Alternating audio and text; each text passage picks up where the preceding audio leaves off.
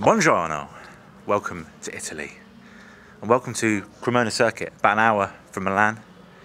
And today's a bit of a special treat really. We're here to ride the Ducati Streetfighter V4 SP. Very limited bike, in fact it's sold out, bar a few you can probably nick from a dealer here or there. So why are we here? Well, like I said, it's a bit of a special treat, bit of a celebration. Ducati wanting us to come and have a ride of the new bike, the SP, and to see how much more track focused it is. It's been designed to go faster on track, pure and simple, with a few tasty bolt-ons. And yeah, it's hot. It's gonna be 30 degrees today.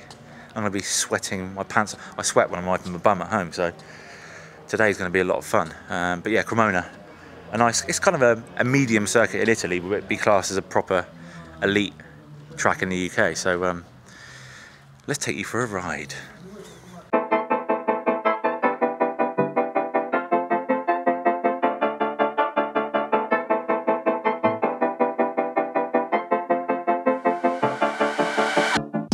The Streetfighter V4 SP is a bike literally fit for a king. Well, a prince. We understand a certain Prince of England has ordered one for some skids and wheelies. So what makes the SP so special? Well, it shares the same engine and front frame as the V4S, but the main ingredients are carbon wheels nabbed from the Superleggera, suspension lifted directly from the Panigale, an STM dry clutch, a braking upgrade, a medley of carbon fibre including some hot wings, and all this equates to a 3 kilogram diet. Ducati reckon the SP would be 2 seconds a lap faster than the V4S for most riders on most tracks. Challenge accepted. Bones mend, press send.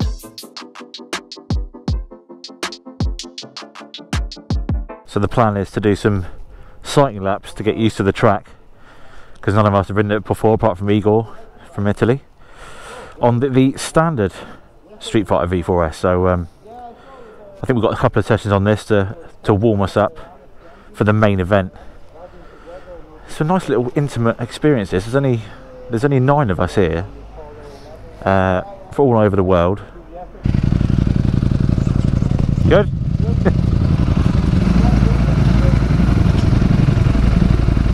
Grazie.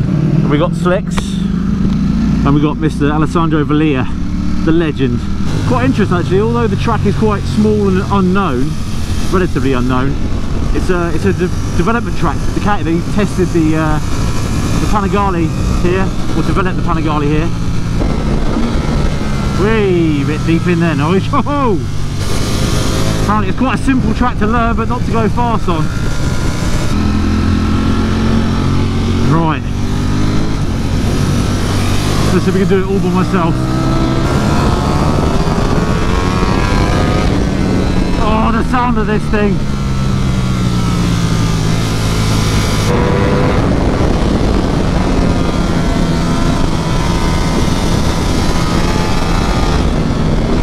Oh, that turn one is tricky.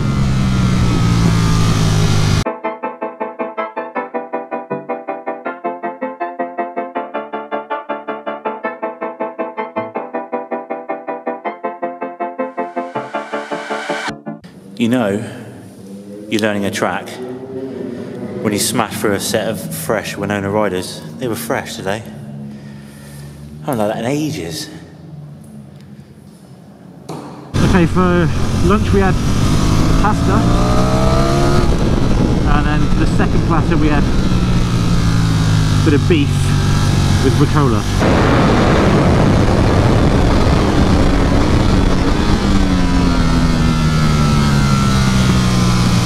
And there's the ricotta. There it is.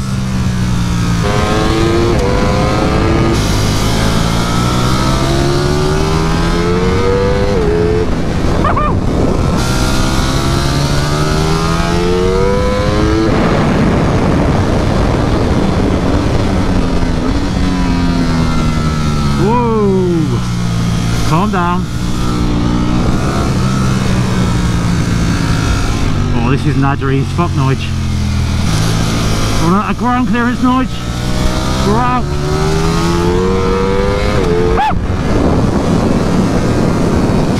Yes, maybe apex. Whoa, whoa, whoa, hey, whoa. Getting a bit keen there, Nige. Wow, I think I'm ready now. I think I'm ready. Oh, goes left, not right. I mean, it's such a good bike to learn on because it's so easy to ride. And you've got these big wide bars, and even though it's an animal, it's still quite friendly when you want it to be. You can turn with the throttle, you know, give a bit of gas, go wider, chop off the gas, come narrower. It's a good bike to learn the track on, that's for sure.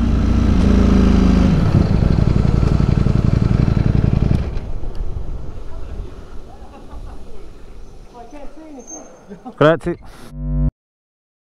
Well, that's it now. Standard bike done. Now it's time for the main event. And just behind you, in front of me, I mean, you can hear it. Can you hear that clutch? Can you hear it? Oh man, that noise. I miss that noise so much. The standard bike was amazing around here. You know, it's so capable, but a naked bike, it's a bit like going in for a beam flick with a set of big oven gloves on. You don't get the same accuracy, and it's a bit cumbersome. And no matter what you do with a naked bike, you still don't get that feeling you get. With a set of clip-ons to a set of forks, you get that feedback, you get a real nice sort of sensation of feedback, but with a naked bike it's a bit more difficult. So hoping the suspension, racier suspension and wheels make things a little bit racier. I'm sweating like a good one. It's 32 degrees. Let's go look at this clutch.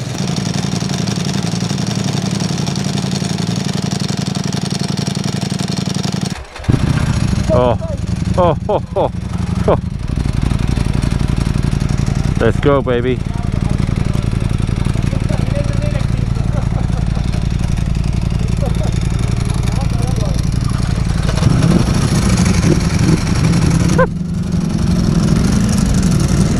Oh, the clutch is definitely heavier, but I don't care, you don't use it, do you? You only use it when you're pulling away and pulling back in.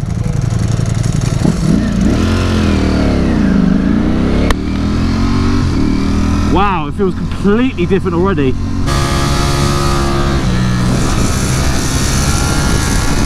Oh, I can hear the dry clutch on the right-handers.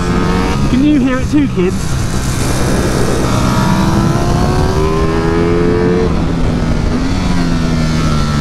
Oh, it feels very high and much racier.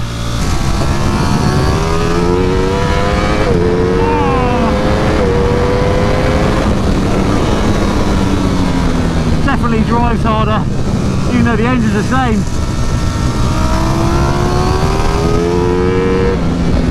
It's only 3 kilos lighter, but it's those wheels. Wow!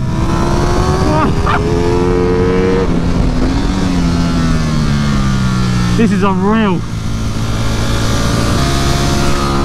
Just the change of direction is so good.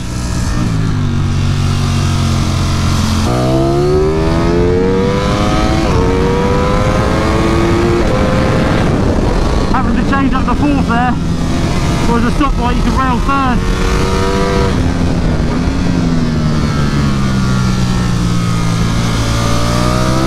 Just the way it dances on its springs now, it makes the V4 S seem lethargic. Honestly, if I could articulate just how sexy this is, I would do, but right now I can't. I'm blown away. I'm blowing. Wow. Jeez. Well, I can safely say I've never ridden a naked bike like this before. Not unless it's been a race bike. This is ridiculous. This is not just some fancy part spin special with a few bits of carbon on. This is the real deal. And Velia, they said, oh, you'd be roughly 2 seconds a lap faster on this. I was like, yeah, whatever. Straight away, 2 seconds faster. Woo!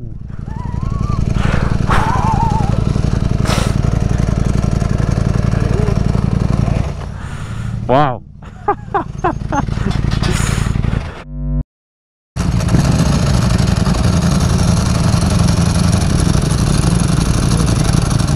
Okay. Yeah. Ding ding.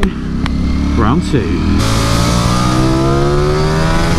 The pegs are only 5 mil higher. but it feels like 20 just because the suspension's stiffer and doesn't sink into its stroke as much in the corner.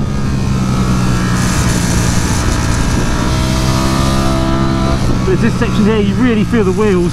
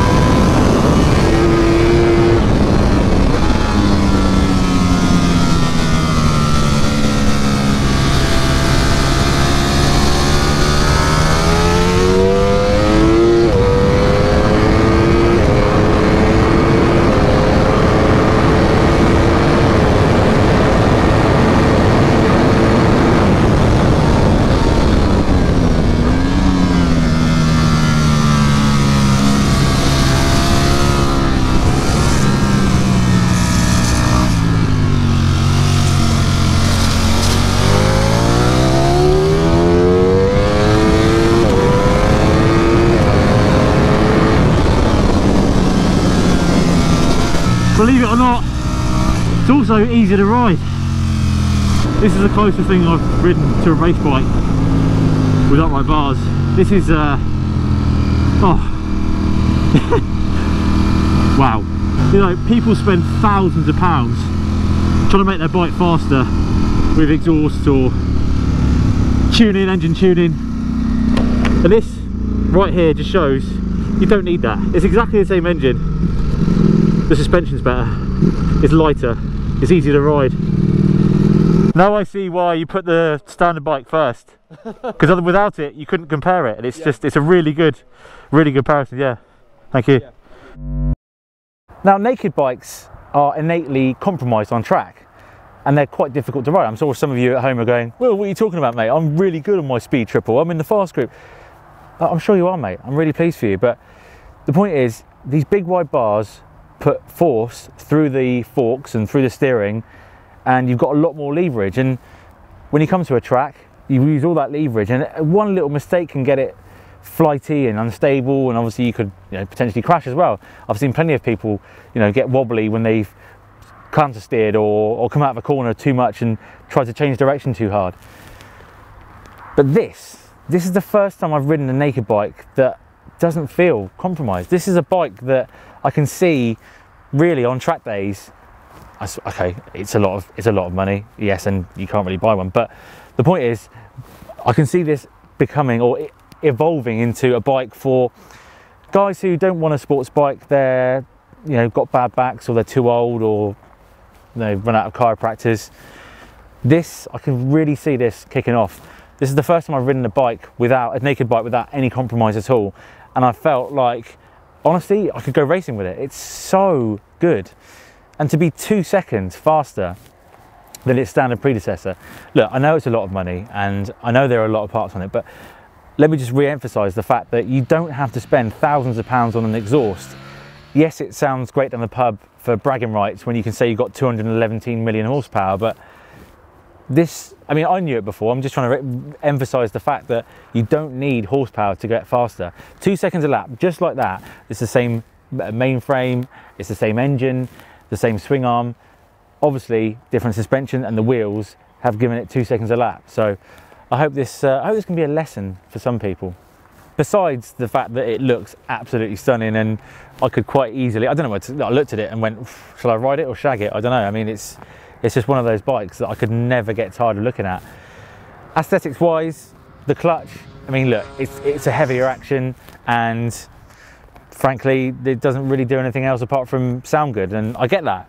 You know, it sounds incredible. It's brought back so many memories of my dad's 916 back in the day. But yeah, aside from the suspension, which is truly the best thing, and the wheels, the rest of the mods are kind of insignificant in some respects. They look good, they sound good, but like I said, the suspension and the wheels are exactly what sets this bike apart from the standard V4S.